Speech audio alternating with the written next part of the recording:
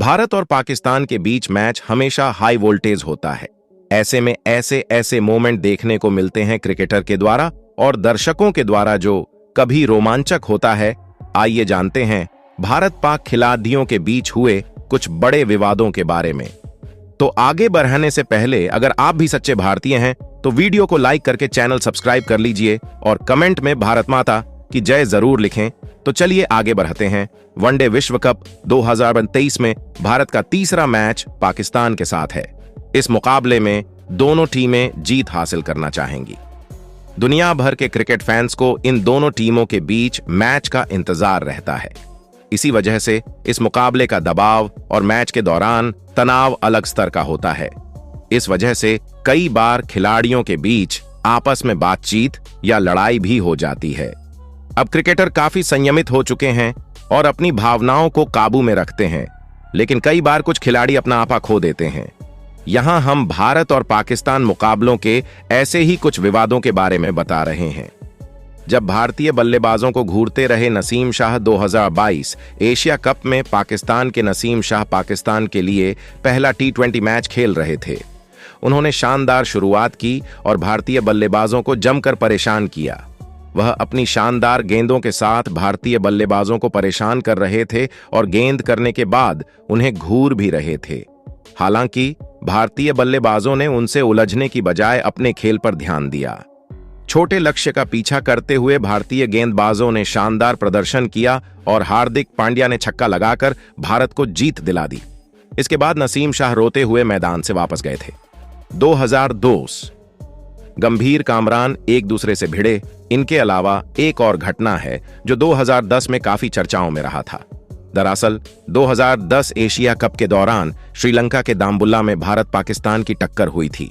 Spinner Saeed Ajmal की गेंद गंभीर के बैट को मिस करते हुए विकेटकीपर कामरान अकमल के हाथों में गई थी। इसके बाद कामरान खुशी के मारे अपील करने पिच तक आ पहुंचे। हालांकि अंपायर ने अपील को नकार दिया और गंभीर नॉट आउट रहे। इसके बाद ड्रिंक्स ब्रेक के दौरान गंभीर और कामरान में तू मैं शुरू हुई और दोनों एक दूसरे के नजदीक पहुंच गए थे। तब फील्ड अंपायर बिली बाउडन ने कामरान को और नॉन स्ट्राइकर एंड पर मौजूद महेंद्र सिंह धोनी ने गंभीर को एक दूसरे से दूर किया। इसी मैच में पाकिस्तान ने भारत को 267 रन का लक्ष्य दिया था। तब भारत को लक्ष्य का पीछा करते हुए आखिरी ओवर में 7 रन की जरूरत थी। उस वक्त भारत का कोई मुख्य बल्लेबाज क्रीज पर नहीं था। आखिरी ओवर फेंकने मोहम्मद आमिर आए। इस ओवर में हरभजन ने एक गेंद मिस किया तो तेज गेंदबाज शोएब अख्तर ने स्लेजिंग शुरू कर दिया। हालांकि हरभजन ने आमिर की गेंद पर छक्का लगाकर भारत को मैच जिता दिया और साथ में आक्रामक तरीके से जीत जश्न भी मनाते दिखे थे।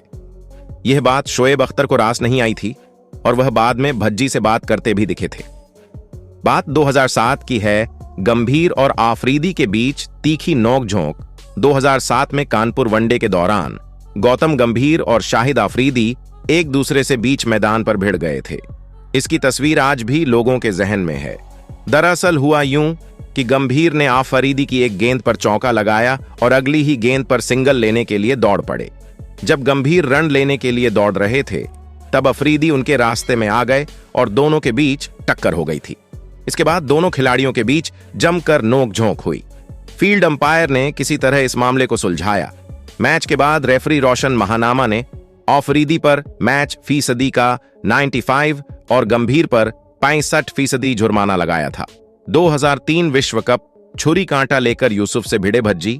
2003 विश्व कप का सेंचुरियन मैच हमेशा सचिन तेंदुलकर की 98 रन की पारी और पाकिस्तान पर भारत की जीत के लिए याद किया जाता है। मगर इसी मैच के दौरान हरभजन सिंह भज्जी और मोहम्मद यूसुफ के बीच शुरू हुआ एक मजाक मारपीट की नौबत तक जा पहुंचा था। भज्जी ने उस दिन के बारे में बात करते हुए कहा कि लंच के समय मैं एक टेबल पर बैठा था और यूसुफ शोएब अख्तर दूसरे टेबल पर बैठे थे। हम दोनों पंजाबी बोलते हैं और एक दूसरे की खिंचाई कर रहे थे। तब अचानक उसने निजी टिप्पणी कर दी और फिर मेरे धर्म के बारे में कुछ बोला। हरभजन ने हंसते हुए कहा। फिर मैंने भी तुरंत ऐसा ही करारा जवाब दिया। इससे पहले कि कोई समझ पाता, हम दोनों के हाथ में छुरी कांटे थे और हम अपनी कुर्सी से उठकर एक दूसरे पर वार करने के लिए तैयार थे। लेकिन जब यह घटना हुई थी तब यह इतनी हास्यास्पद नहीं लग रही थी। 1996 विश्व कप। वेंकटेश ने सोहेल को पवेलियन भेजा। बात 1996 विश्व कप के क्वार्टर फाइनल की है। पाकिस्तान 2-7 के लक्ष्य का पीछा कर रहा था। पाकिस्तान के बल्लेबाज आमिर सोहेल ने वेंकटेश की गेंद पर चौका मारा और वेंकटेश की ओर देखते हुए उंगली से इशारा किया। शायद ये चुनौती दे रहे थे कि तुम अगली गेंद फेंको, मैं फिर चौका मारूंगा। वेंकटेश भी ताव में थे। अगली गेंद पर वह ओवर द विकेट गेंदबाजी करने की जगह राउंड डी विकेट आए और अगली गेंद पर सोहेल को क्लीन बोल्ड कर दिया। उसके बाद सोहेल को उन्हीं के अंदाज में उंगली दिखाते हुए पवेलियन लौटने का इशारा किया। इस घटना को शायद ही किसी फैन ने भूला होगा। 1992 विश्व cup. Jumping jack Miandad Australia में 1992 के विश्व कप में जावेद मियांदाद बल्लेबाजी कर रहे थे।